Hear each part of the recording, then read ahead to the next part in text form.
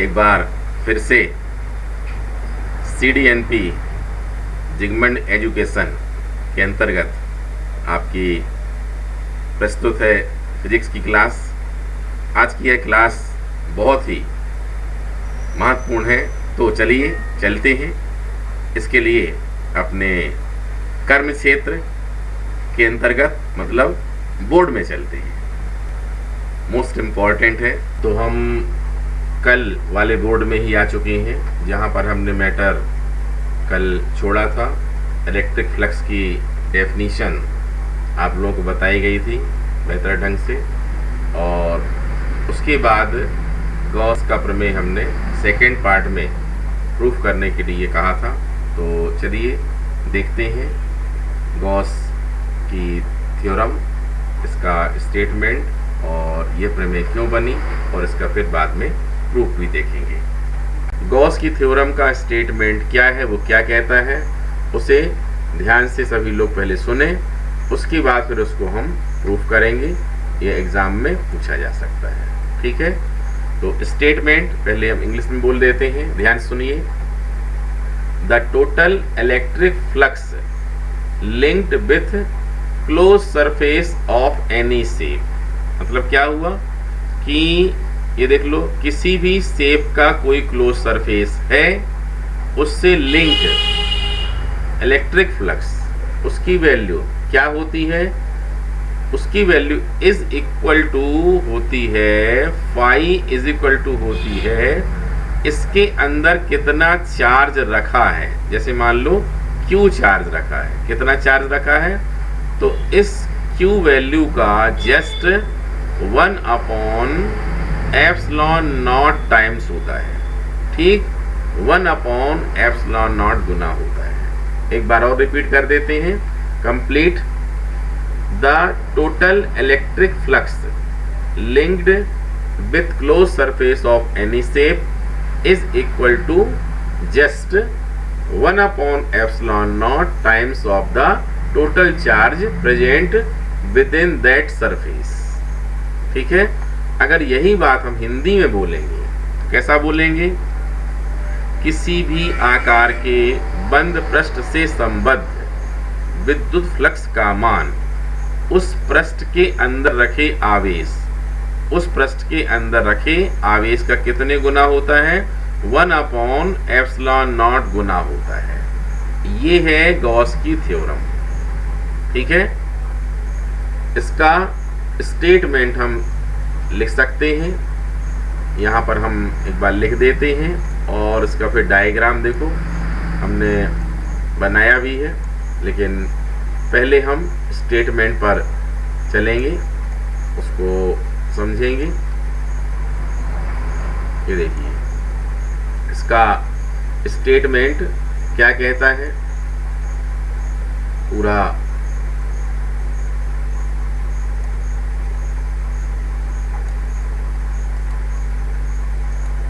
Gauss's theorem क्या कहती है,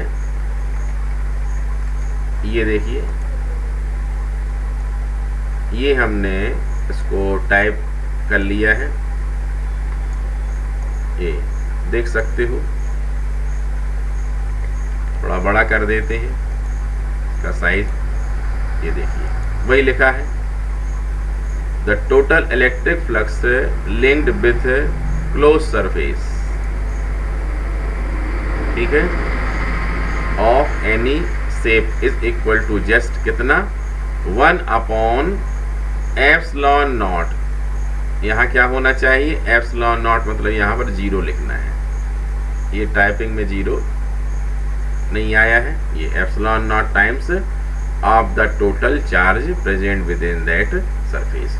अगर यही बात हम हिंदी में लिखना चाहते हैं तो उसको हम लिख सकते हैं आसानी से, ये देखो इसको भी हम कर देते हैं, ये देखिए ये है हिंदी में, ये देखिए इसको भी थोड़ा साइज बड़ा कर देते हैं, ये देखो इसका साइज, किसी भी आकार के बंद पृष्ठ से संबद्ध विद्युत फ्लक्स का मान उस पृष्ठ के अंदर रखे आवेश का कितना होता है, ठीक 1/ε0। यहाँ पर आपको नॉट लगाना है, इसमें लगा नहीं है, मतलब यहाँ 0 लगाना है, ε0 गुना होता है। ठीक है, अब इसे हम कैसा लिखते हैं? इसे लिखने का जो पैटर्न है वो है phi is equal to, Gauss की थ्योरम के पहले इंटीग्रेशन से सॉल्व करते थे तो उसको कैसा लगाना पड़ता है, ये integration double integration areal integration कहलाता है सरफेस एस के लिए, और इसको लिखना पड़ता है E vector dot D S vector. तो इसी की वैल्यू गॉस ने कितनी बता दी? गॉस ने बता दी 1/ε0 इंटू क्यू, या डायरेक्ट लिख सकते हैं q/ε। ठीक है, ध्यान देंगे अगर AR वैक्यूम ना हो तो यहाँ पर फिर कितना हो जाएगा, इसके साथ में K और हो जाएगा ये, लेकिन अगर AR वैक्यूम है तो फिर K नहीं होगा। चलिए इसको प्रूफ करने के लिए डायग्राम पर चलते हैं। ये देखो डायग्राम इसका अच्छे समझें, बहुत सारे मैक्सिमम लोग इसका डायग्राम सही नहीं बनाते हैं। ये हमने डायग्राम पहले से बनाया हुआ है, इसको आप लोग देखिए। डायग्राम यहाँ पर एक क्लोज सरफेस, ये है क्लोज सरफेस क्या, एस। ठीक है, और इसके अंदर एक पॉइंट O है, एक बिंदु क्या है बोलो, O है, और इसी बिंदु O में हमने एक चार्ज मतलब आवेश Q रख दिया है। ठीक है, अगर हमने चार्ज Q रखा है तो हमने आप लोगों को बताया था जहाँ पर चार्ज अगर Q होगा तो वहाँ पर इलेक्ट्रिक फील्ड जरूर बनेगा, मतलब यहाँ पर क्या बन जाएगा, इलेक्ट्रिक फील्ड। इस Q से दूर की तरफ ये हमने वेक्टर खींच दिया है और इसे हम लिख देते हैं, यही होगा E वेक्टर। ये क्या होगा, ये E वेक्टर होगा। अब हमको इस क्लोज सरफेस से लिंक्ड क्या निकालना है, हमको निकालना है इस क्लोज सरफेस से लिंक्ड इलेक्ट्रिक फ्लक्स, इस बंद पृष्ठ से संबद्ध विद्युत फ्लक्स निकालना है। ठीक है, इसके लिए हम क्या करते हैं, इस पूरे अनियमित आकार वाला जो बंद पृष्ठ है, ठीक है, जो रेगुलर शेप नहीं है, उसको हम छोटे छोटे पीस में कट कर लेते हैं, और उन्हीं पीस में से एक पीस, एक टुकड़ा, स्मॉल पीस, बिल्कुल बहुत छोटे छोटे, ये देख रहे हैं, ये बनाया हमने, इसको हम कहते हैं DS। ठीक है, ये एरिया S है, तो उसका अल्पांश एरिया, छोटा सा एरिया, अगर किसी भी को हमको छोटा डिनोट करना है तो उसके आगे आप डेल्टा लगा दें या फिर D लगा दें। ठीक है, तो अपने आप शो होने लगता है कि ये स्मॉल पार्ट है, छोटा हिस्सा होगा। तो यहाँ पर हमने क्या लगा दिया है, S के आगे D, मतलब ये एक छोटा सा हिस्सा है। और इस छोटे से हिस्से से लाइन को ध्यान सुनिए कैसे निकालना है। पूरा सरफेस S है, हमको इससे संबद्ध विद्युत फ्लक्स की गणना करनी है, इलेक्ट्रिक फ्लक्स निकालना है। इसके लिए हम क्या करेंगे, बहुत छोटे छोटे ऐसे DS DS DS DS वाले पूरे छोटे छोटे पीस से इसको कट कर लेंगे। मन में सोचेंगे, सच में कट करने की बात नहीं है। जैसे एक कागज है आपके पास, कैसा, नॉन रेगुलर शेप वाला, एक समान आकार में, जैसे पीपल का पत्ता हो गया, आम का पत्ता हो गया, इनके शेप रेगुलर नहीं है ये। ठीक है, ये रेगुलर शेप नहीं कहलाते हैं। अब हमको इसकी कटिंग करनी हो छोटे छोटे, कल्पना कर लो बराबर साइज की कैंची से उनको कट कर लिए जाएं, और इसके बाद सबसे छोटा पीस जो होगा उससे संबंधित, सबके सब एक से होना चाहिए, DS एरिया होना चाहिए, तो उससे संबद्ध हम फ्लक्स निकालेंगे, क्योंकि फ्लक्स निकालने का फार्मूला हमारे पास पहले से आ चुका है ये। ठीक है, तो हम पहले छोटे हिस्से का निकालेंगे, फिर कह देंगे ऐसे ऐसे हिस्से बहुत सारे होंगे, और उन सभी हिस्सों का निकाल करके फिर टोटल कर देंगे उनका, तो क्या आ जाएगा, पूरे S का आ जाएगा। ठीक है, तो ऐसा करके हम ये काम करते हैं। तो सबसे पहले हमें क्या करना पड़ेगा, सबसे पहले हमें इस DS से लिंक सरफेस निकालना पड़ेगा। उसके लिए हमें क्या करना पड़ेगा? उसके लिए हमें यहाँ पर सोचना है, इस ds के सेंटर में एक पॉइंट लिया हमने, उसका नाम हमने दिया P। क्या दिया? P। अब यह P और O की जो डिस्टेंस है वो डिस्टेंस हमने मान ली R, ठीक है। और यहाँ पर ds का डायरेक्शन जो होगा वो कहलाएगा ds वेक्टर। तो यहाँ पर हम लिख देंगे ds वेक्टर। ये देखिए, अब इन दोनों के बीच का एंगल कितना है? थीटा, जैसे हमने यहाँ पर बताया था पहले डेफिनेशन में। ये एंगल कितना है? थीटा है, ठीक है। तो सबसे पहले हमें जरूर पढ़ने वाली ई की, इसलिए सबसे पहले हम क्या लिखेंगे? ई का फार्मूला लिख लेंगे, ठीक है। कौन सा फार्मूला लिखेंगे? ई का फार्मूला। तो ये हो जाएगा E is equal to 1/4 pi epsilon nought, ठीक है। ARR वैक्यूम के लिए यहाँ के नहीं हो, के की वैल्यू 1 हो जाएगी। और यहाँ क्या होगा? Q अपॉन कितना? R square. डिस्टेंस कितनी है यहाँ से बोलो? ये R स्क्वायर, इसलिए कितना आ जाएगा? ये R स्क्वायर। इक्वेशन नंबर क्या बन गया? ये फर्स्ट बन गया। अब हम लगाएंगे इलेक्ट्रिक फ्लक्स की डेफिनेशन, और डेफिनेशन लगा करके हम किसकी वैल्यू निकालेंगे? फाई के निकालेंगे। सबसे पहले फाई किसके लिए निकालना है? ds के लिए, इसलिए उसको फाई ना बोल के हम क्या बोल देंगे? d फाई बोल देंगे। कितना आ जाएगा? ये आ जाएगा d phi is equal to कितना होता है? ये भूलना नहीं चाहिए, फाई इज इक्वल टू होता है ES cos थीटा, ठीक है। तो यहाँ पर कितना हो जाएगा बोलिए? यहाँ हो जाएगा EDS cos थीटा। कितना हो जाएगा? EDS cos theta. अब हमें क्या करना है? इसमें E की वैल्यू लगाएंगे, लेकिन थोड़ा रुक के लगाएंगे। ये निकल आया ds से संबद्ध विद्युत फ्लक्स, ds से लिंक क्या? Electric flux. अब ऐसे ऐसे बहुत सारे निकाले गए और फिर लास्ट में उनका टोटल किए। पूरे निकालेंगे नहीं, अपन डायरेक्ट बोल देंगे कि हाँ हमने ऐसा करके निकाला है। अब इनका हम टोटल करना चाहते हैं। क्या करना चाहते हैं? टोटल। तो टोटल के लिए क्या करना पड़ेगा? इनका हमें समेशन सिग्मा लेना है। ये आएगा समेशन ऑफ डी फाई, और यहाँ भी ले लेंगे summation of EDS cos theta, ठीक है। अब समेशन ऑफ डी फाई का मतलब इसको हम मान लेते हैं फाई, और यहाँ से E की वैल्यू लगाते हैं। क्या करेंगे? E की वैल्यू समेशन ऑफ, ये इक्वेशन नंबर फर्स्ट से 1/4 pi epsilon not Q upon R square. E की वैल्यू लग गई। अब बाकी कितना बचा है बोलो? ds cos थीटा, ये वाला ds cos थीटा, ये लिख दिए हम ds cos थीटा, ठीक है। अब एक फार्मूला और यूज होगा जो आप लोगों ने 11th क्लास में पढ़ा होगा। यहाँ हम साइड में लिख देते हैं। वो फार्मूला कौन सा है? वो फार्मूला है सॉलिड एंगल का, घन कोण का। सॉलिड एंगल, घन कोण क्या होता है? घन कोण, सॉलिड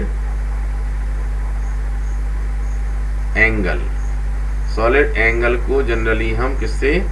ओमेगा से डिनोट करते हैं। ओमेगा इज इक्वल टू होता है, जैसे कोण बराबर चाप बटे त्रिज्या, आर्क अपॉन रेडियस होता है। वैसे ही यहाँ आर्क के बदले सरफेस एरिया, सरफेस एरिया पृष्ठ का क्षेत्रफल बटे त्रिज्या का वर्ग। ये तो यहाँ पर अपना जो सरफेस है वो कितना सरफेस है? ये देख लो, ये परपेंडिकुलर के लिए हमने डैश डैश कर दिया है। ये देख लो, ई को घटकों में नहीं तोड़ा है, किसको तोड़ा है? ds को तोड़ा है। जो डैश डैश वाला है, पहले हम समझा भी चुके तुम लोगों को, जो डैश डैश वाला है ये वाला सरफेस क्या कहलाएगा, ये है अपना डी एस कॉस थीटा। अब यहाँ देख सकते हो कि सरफेस एरिया के स्थान पर कितना आना चाहिए, डी एस कॉस थीटा आना चाहिए। कितना आना चाहिए, डी एस कॉस थीटा। इसको थोड़ा सा और नीचे ले लेते हैं, लेकिन ठीक है, ये यहाँ से मिसिंग हो जाएगी। चलो कोई बात नहीं, लिखा हुआ है तो यहाँ लगाएंगे वैल्यू, कितनी आएगी इसमें 1/4 पाई एप्सिलॉन नॉट बाहर निकाल लें और क्यू भी निकाल सकते हैं बाहर। अब आ जाएगा समेसन, और ऊपर कितना है ये D S cos theta upon में कितना है आर स्क्वायर। अब चेक कर लो, डी एस कॉस थीटा क्या है, सरफेस एरिया, आर स्क्वायर मतलब रेडियस का स्क्वायर है ये, ठीक है।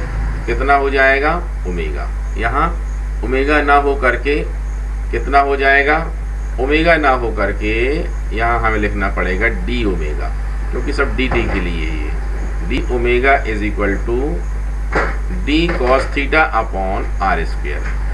तो इसके बदले हम क्या लिख देंगे, यहाँ पर डी ओमेगा लिख देंगे। कितना लिखेंगे, डी ओमेगा लिखेंगे। चलिए लिखते हैं डी ओमेगा। डी ओमेगा में आ जाएगा is equal to Q upon 4 pi epsilon nought summation of, ये कितना हो जाएगा डी ओमेगा। अगर डायग्राम में देखना है डी ओमेगा कितना है, कहाँ पर है, तो देख सकते हैं डायग्राम में डी ओमेगा है ये वाला एंगल, ये सॉलिड एंगल घन कोण, इसकी वैल्यू मानी जाएगी कितनी, डी ओमेगा, ठीक है। फिर समझे समेसन ऑफ डी ओमेगा, अगर आपको अच्छे से पढ़ा है, नॉलेज है 11th क्लास का, तो बन जाएगा, और नहीं तो फिर सोचने लग जाओ मुंह लटका करके, मालूम नहीं है।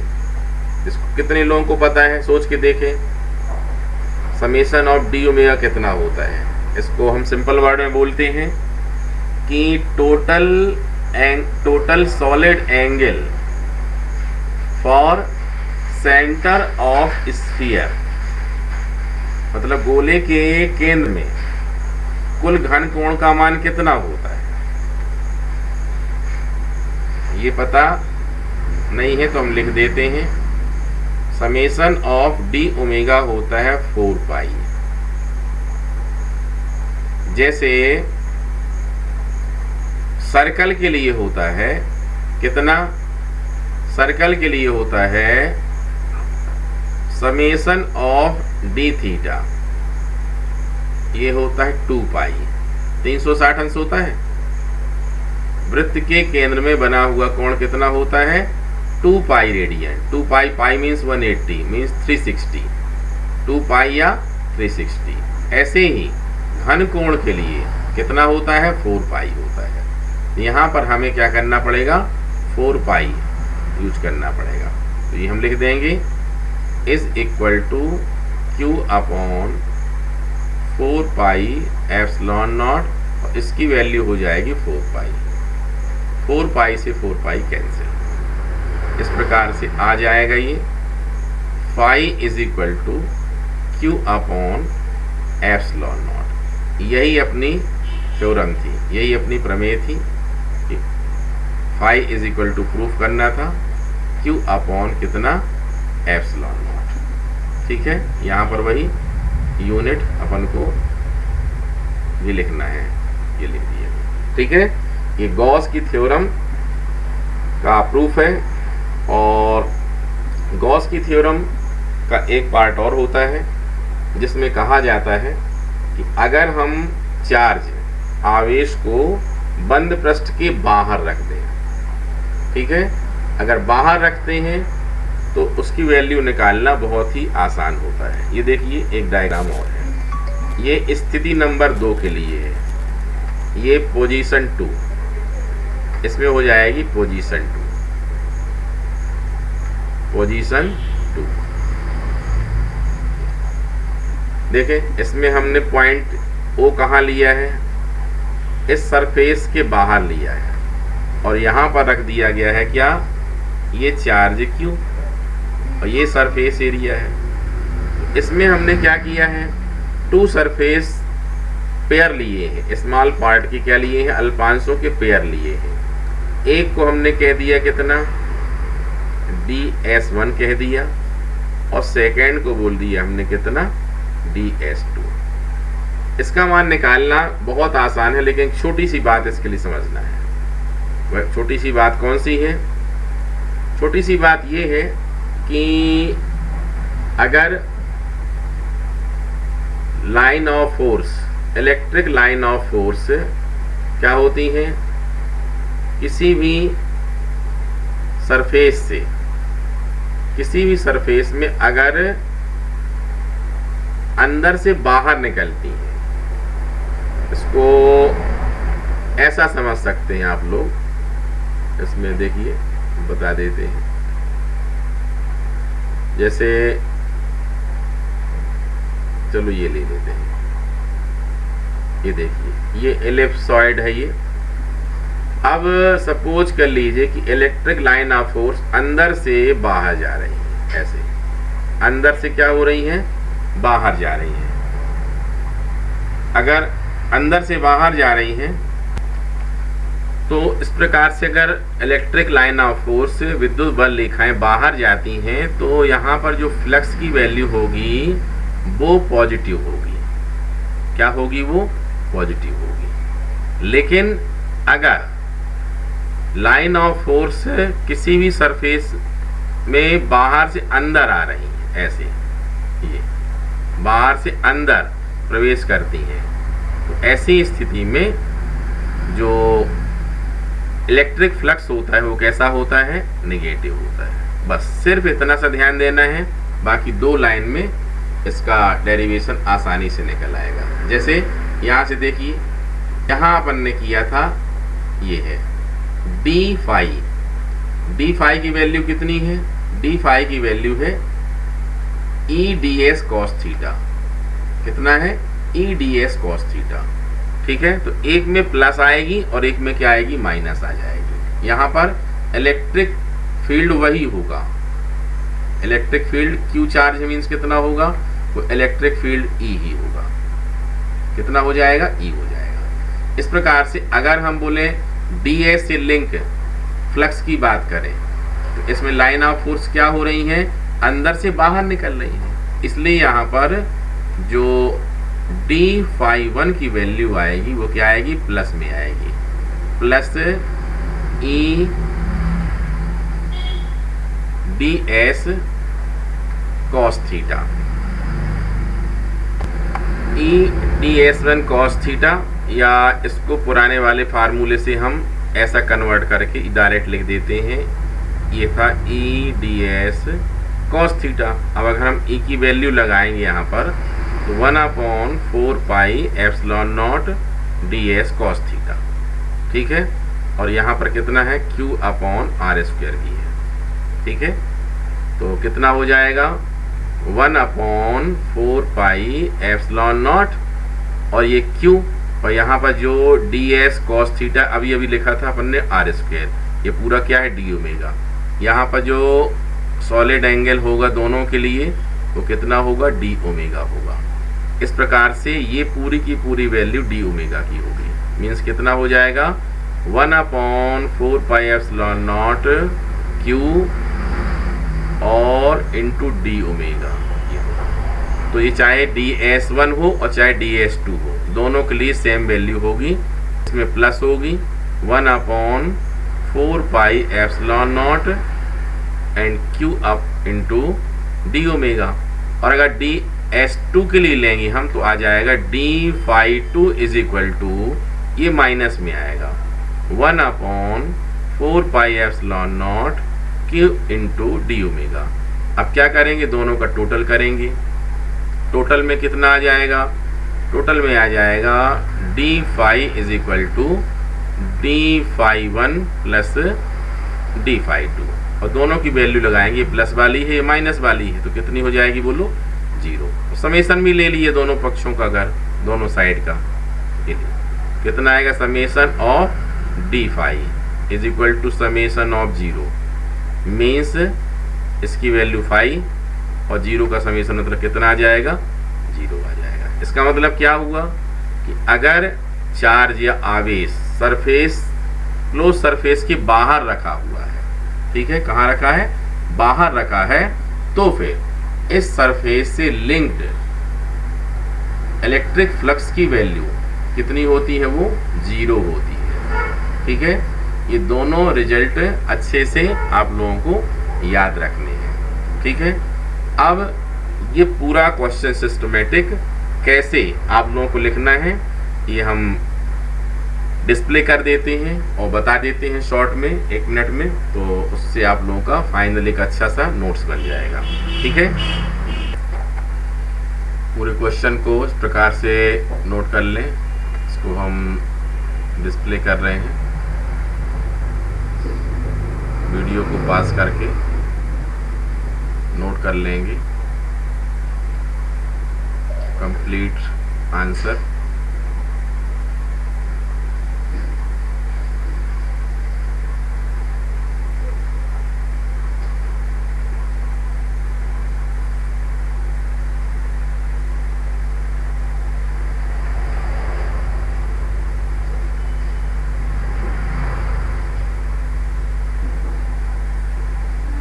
क्वेश्चन को पूरा अच्छे से लिखें और अच्छे से तैयार करें। अब देखिए, गॉस का प्रमेय आपने सीख लिया है और इसका रिजल्ट है फर्स्ट पोजीशन में Q अपॉन एप्सिलॉन नॉट। यह क्वेश्चन एक प्रकार से और पूछा जा सकता है। एक टाइप तो यही होगा कि गॉस की थ्योरम का लिख दिया जाए, state and proof Gauss's theorem, Gauss की प्रमेय लिखो और सिद्ध करो। और सेकंड तरीका होगा, सेकंड ऑप्शन होगा क्वेश्चन देने का कि गॉस की थ्योरम का स्टेटमेंट लिख दिया जाए और उसको प्रूफ करना है।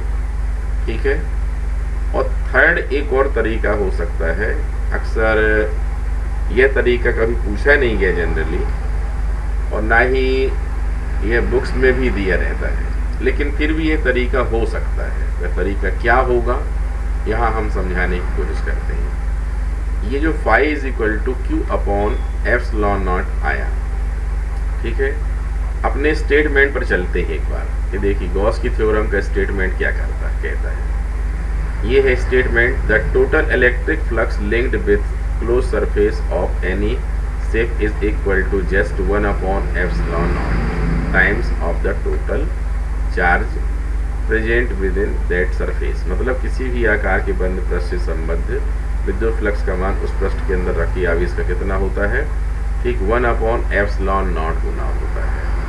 अगर एग्जाम में इस टर्म को हटा दिया जाए और इस टर्म के बदले लिख दिया जाए 4 पाई, कितना लिख दिया जाए 4 पाई गुना होता है, 4 पाई टाइम्स होता है, तो हो सकता है आप कंफ्यूज हो जाएं कि यह क्वेश्चन कुछ और आ गया है, इसको हम सॉल्व कैसे करें।